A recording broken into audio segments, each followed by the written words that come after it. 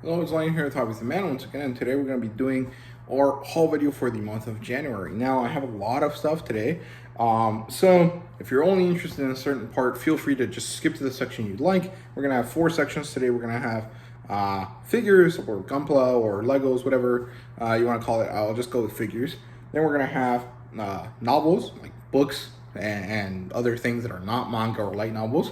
Then we'll have comic books, and then we'll have the manga at the end. So feel free to skip to whatever section you're interested in. However, there's a lot of stuff here, so I definitely recommend you watch the whole thing.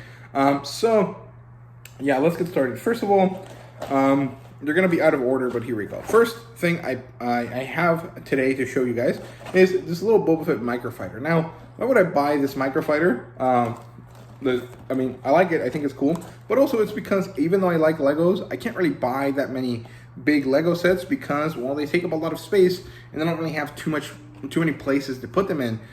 So usually I just get these little ones that I can just put on my shelf as part of the decoration for it, and I get those instead. However, there's a lot of Lego that I would like to buy. I would like to buy the actual Boba Fett thing that they have, which right now is on sale at Walmart. So I should get it, but I'm not going to because I don't really have that much space for it. There's a bunch of other Star Wars things that I want to get, but in order to satisfy my Star Wars craving, for now I only got this little Boba Fett Slave One microfighter. I think that's what they're called. Yeah, microfighters. So there you go.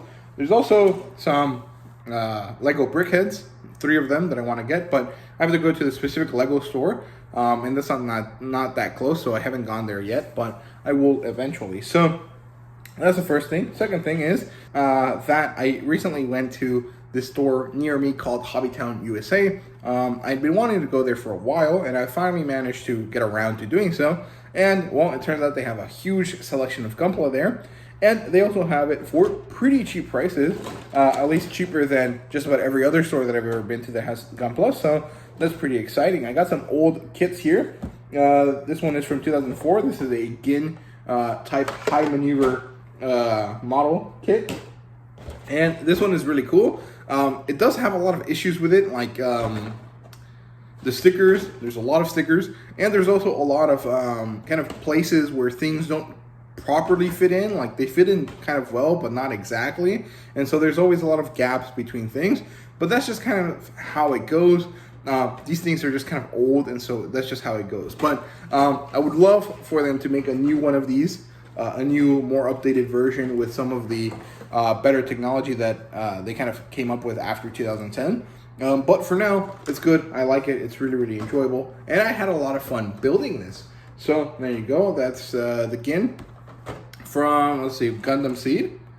Yeah, from Gundam Seed. So yeah, really liked it. It's kind of like a Saku, basically.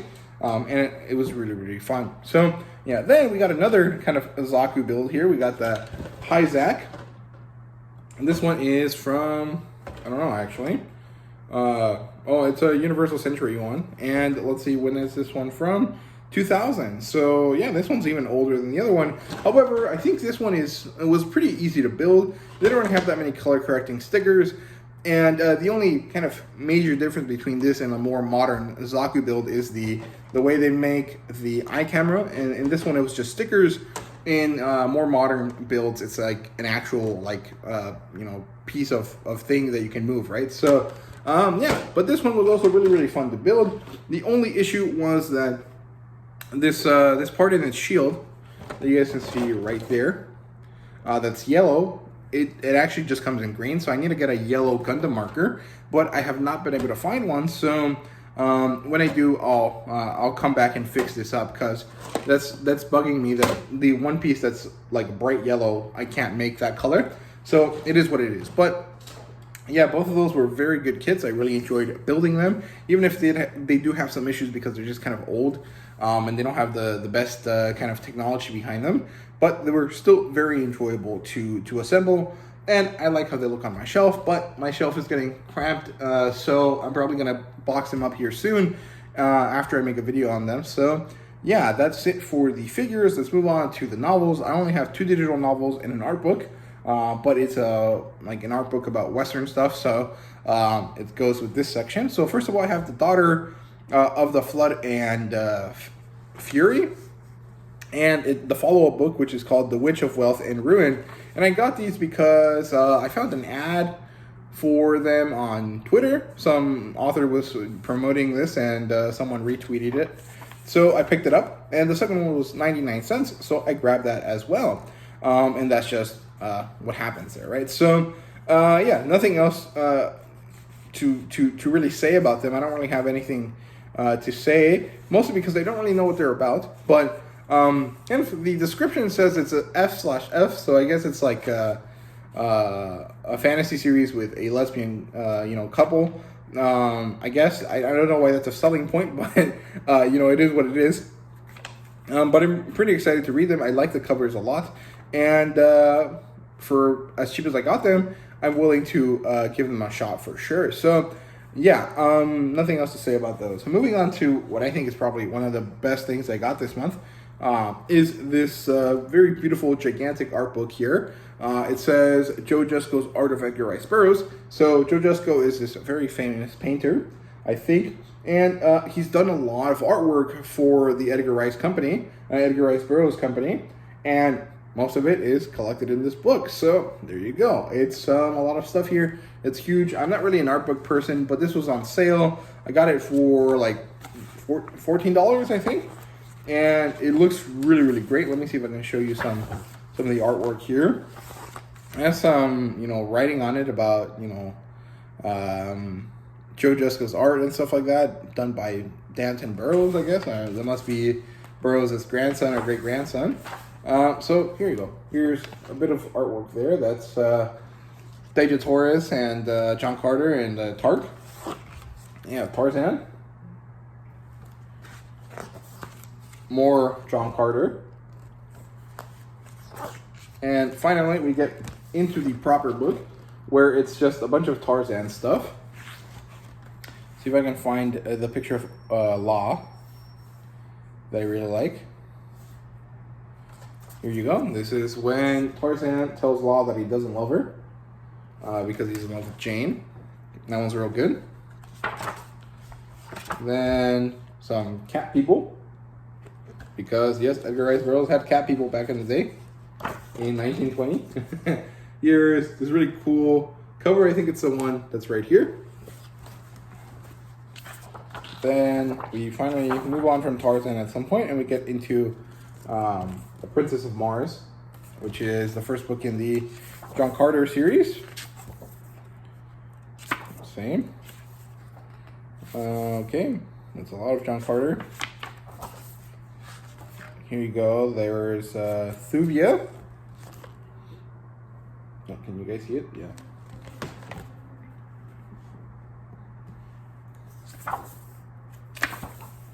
And then let's see if I can find something that isn't John Carter of Mars or Tarzan. Here's Pellucidar. This is another series. There you go. But honestly, I wanted to see if there was some Antar stuff here, but it doesn't seem like it.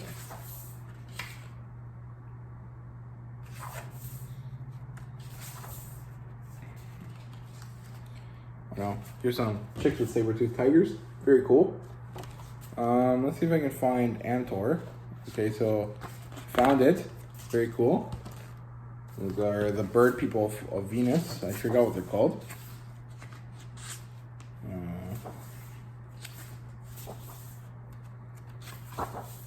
Oh, well, I guess that's it. There really wasn't much going on there. Here is The Land That Time Forgot, though. So, yeah, lots of cool stuff here. And I'm going to get around to reading this properly and enjoying all of the artwork, but I just wanted to show you guys some of the stuff that's in here. So, yeah, I got this from the Edgar Rice Burroughs Company website, and it was on sale when I got it. It might still be on sale now. I'm not really sure. You guys can go check it out. I'll leave it down in the description. So, yeah. Then we have comic books. So let me look at my little list of digital comic books. First of all, we have Patriotica 1, 2, and 3. I got these because they were like 99 cents a piece. And I was scrolling through a bunch of stuff, and I saw it, and I looked into it. I liked it. I think it's kind of interesting I like the art style a lot. I think there's 3 volumes of it out so far. Each volume has 3 issues. And actually, I think the 3rd one is being crowdfunded right now on Kickstarter. But I picked up the first 2 or 3 because I wanted to check them out just to see how it is. And if I like it, I'll try to get the Kickstarter. But if not, it's not that big of a deal. $3 is not that big of an investment. I have no problems with it. It's published by Antarctic Press, I think, which is the same company that publishes Common America. And if you guys don't know what that is, it's basically these... it's like a Power Rangers team or like a superhero team, but it's like... it kind of has a lot of anime vibes to it. And they even publish it in Japan, so that's kind of cool. But yeah. Also, I got Mighty Morphin Power Rangers vs. Godzilla, the 5-issue miniseries. And I got all of the issues digitally.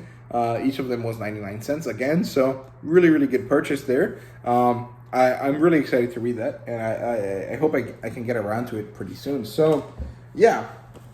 Moving on here to the physical comic books. So, I don't think these are in order, but they might be. I'm not sure.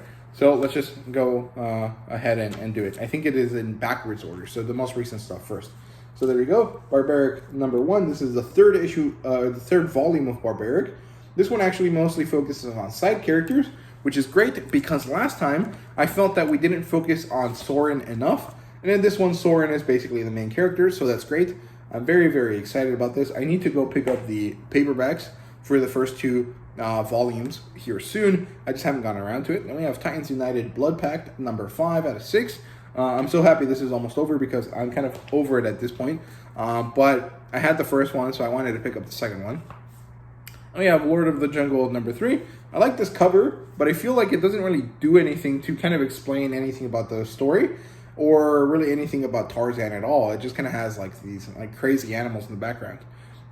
This story is pretty interesting. It's kind of a old man Tarzan kind of story, but also it tells you a lot about the original Tarzan story, or at least a new version of it, which I think is pretty good. It was kind of necessary to kind of modify the story a little bit just to kind of fit with modern times. So I understand that, and I think in general it's doing a pretty good job with it. So yeah, definitely going to keep collecting Lord of the Jungle. Then we have Inferno Girl Red, the newest, and actually not even the most recent addition to the Massiveverse.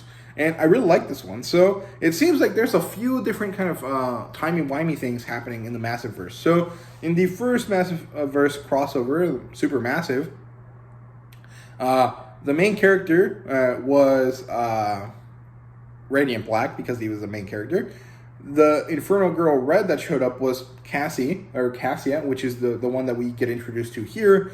And the Rogue Sun that we saw in that one was actually the older one, not the one that the story is about. So it's a little bit confusing, but generally speaking, it all kind of makes sense if you think about it a little bit. And this one is the introduction to this Kamen Rider type character called Inferno Girl. And we also get introduced to their human persona, their normal person persona. Cassia, and I don't remember her last name. She has like a Hispanic last name. And this is kind of like her origin story, and I quite like it. It's a little bit like Power Rangers. It's like that teenagers with attitude kind of vibe to it. But this one has a good attitude as opposed to Rogue Sun, who was kind of like an asshole kid, right? So, yeah. And then I have Dark Knights of Steel number 9. Really good issue here. I really enjoyed it. The revelation at the end was really, really compelling and really interesting. Then we have Death Dealer number 8, I think. Yeah. This one is continuing to be great. However, this and the other one, the Barbaric comic book, all are kind of feeling very similar. Like the lore is different, but the kind of situations that are happening are kind of similar. So I don't know if that's good or bad. It's just kind of something I noticed. I quite like it. The Frank Frazetta verse is still really, really good, and I'm really enjoying everything that I've read in it. So I'm going to continue to collect it for a while. And there's also a new series coming out in the Frazetta verse, which I'm looking forward to. Here we go, Gun Honey. This is the end of book 2 of Gun Honey.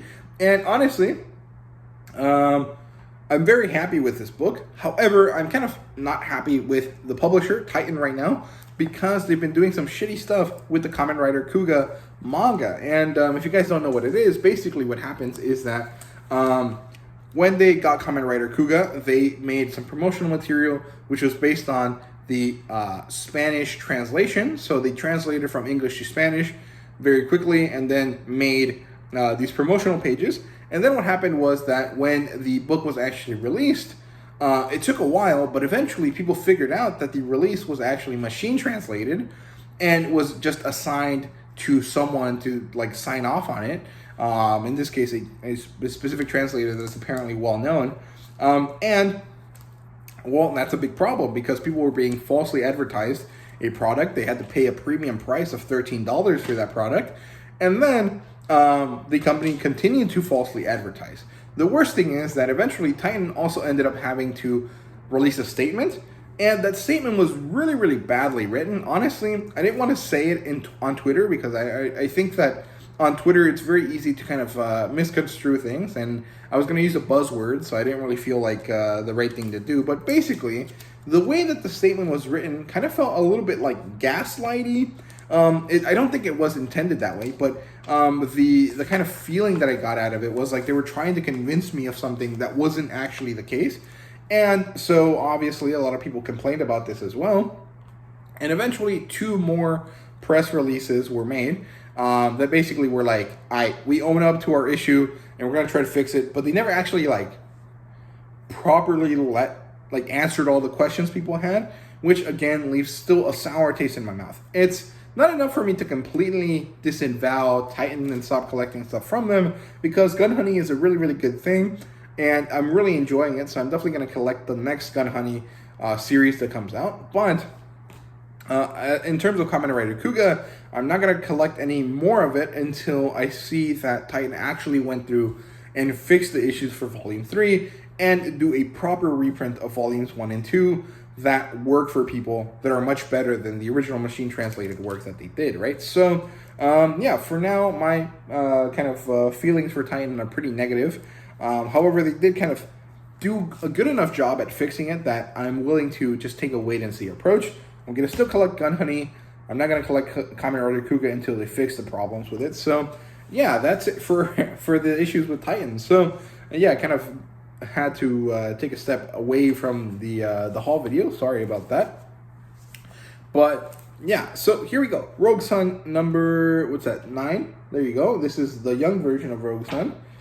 Then we have Titans United Blood Pact number 4.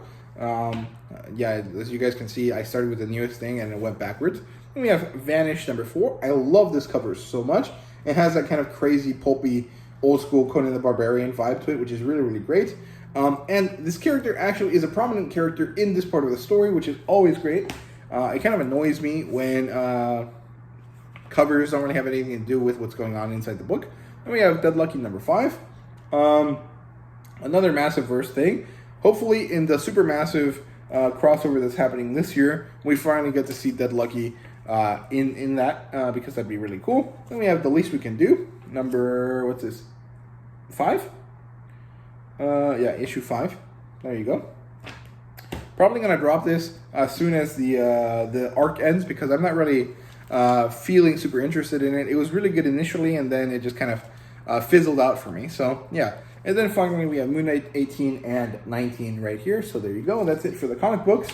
Now let's get into the manga, which is the section that most people like and most people are interested in. So let's start with Kamen Rider. Now this one is not the Titan manga one. This is the 7 Seas edition. My roommate got me this for Christmas, and I didn't get around to getting it until January. So there you go. That's Kamen Rider. This is the original run by the legendary creator Ishinomori. And yeah, really cool stuff. I'm very excited about this. I'm very much looking forward to this. Hopefully it's better than the Super Sentai one, because the Super Sentai one was interesting, but it never went anywhere. And I hope that with this much content here, this actually ends up going somewhere. So yeah, that's Kamen Rider, the original kind of collection, the classic collection from 7 Seas. That's the first thing on my manga haul, right? So yeah, moving on to the rest of it, we have 4 volumes of No Guns Life. So I'm almost done collecting this, and this is great. I only have 3 volumes left. So we have number 7, which looks awesome. I love this bluish color. I have another pink cover here. We have number 8. We have number 9, which is this kind of orange color. I also like this cover a lot. It looks really, really nice. And then we have number 10, which is this beautiful purple. And it's also a very thick book. There you go. Really, really good stuff. I like this a lot. I'm very excited to continue to read this. And I probably won't get around to this until May, which is when I usually read my sci-fi manga. Same thing with Kamen Rider. So I have a little bit of time to finish collecting the rest of the series, to finish the last 3 volumes that I need to pick up. So yeah, moving on to a little bit more wholesome stuff here. We have Komi number 22, which is nice. I'm very excited about this. I think they're still in America in this volume, so that'll be fun. Then we have more Power Rangers kind of stuff. Go Go Loser Ranger number 2. I like the first one a lot. I had to go pick this up as soon as I possibly could. And here we are. I also like this cover a lot. This character is really cool. However, the pose isn't great, but the coloring and the way that it looks overall is great. It's just the pose. It's a little bit weird if you sit down and look at it a little bit, but that's just me. And we have Hulk. I was supposed to read this month, but I never got around to it. So there you go. I'll probably end up reviewing it sometime next. This one is kind of the, like, following the demons as they try to take over the world. And one of the main characters happens to be a human guy that hates people. And so he's on the side of the demons. And it looks pretty funny. So there you go. I'm pretty excited about this one. Then we have a bunch of Masho here. So we have number 8. This really cool dark blue cover. Number 9 and another kind of pink purple cover. Although it is different from number 7, so that's cool. Although they kind of look similar from just like face value. And then we have a very nice green color here for number 10. This one also feels skinnier than the other 2. So I'm not sure if it's a different printing or you know what it is, but it does feel skinnier than the other 2 volumes, but not necessarily badly. It's just kind of different. There you go. That's the 3 Masho books. And we have The Boxer, Volume 1. I should have not bought this, but I saw it at Walmart and I just had to get it, so there we go. I could have just read this for free on the Webtoons app, but you know, it is what it is. So there you go. This one seems to be a fighting manga. Obviously, it's about boxing, and I'm pretty excited to get into it. However, it's pretty skinny for the price, and I don't love that, so it is what it is. But I got it for cheaper than its like cover price, so I'm not too bothered by it. Then you have Kaiju number 8, number 5. Really good cover. I love this pink. It's very nice. It's a color you don't see often. And another color you don't see often is more purple covers. Here, number 3 for Gunbird Sisters. We're 1 away from finishing this, and I'm very excited. I also really like the cover.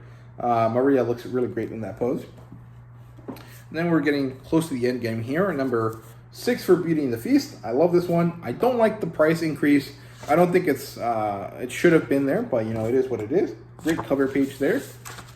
And more great cover stuff there. That's kind of a frontispiece. But yeah, the price increase on this is not worth it in my opinion. I don't see why they should have done that. Honestly, they should not have done it, but you know, it is what it is. However, maybe there should be like a thing where like if you start at one price, you have to end that series at that price. Otherwise, it's not like ethical or something. I don't know. That should be a thing that happens, but I don't think it does. Then we have number 7 of My Dress Up Darling. Again, this one increased in price. And again, I don't like it, but you know, it is what it is. It's fine. There you go. I like this cover. The pink and brown is a nice color combination. Here's the frontispiece. And then it gets right into the end of the last chapter where they're talking about Gojo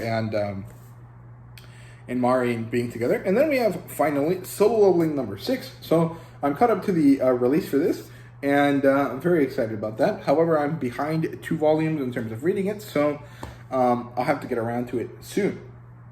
And yeah, that's my manga haul. That's all I have today. So I hope you guys enjoyed the video. If you did, please leave a like, subscribe, and comment down below. Let me know what you thought. And thank you guys very much for watching. See you guys later.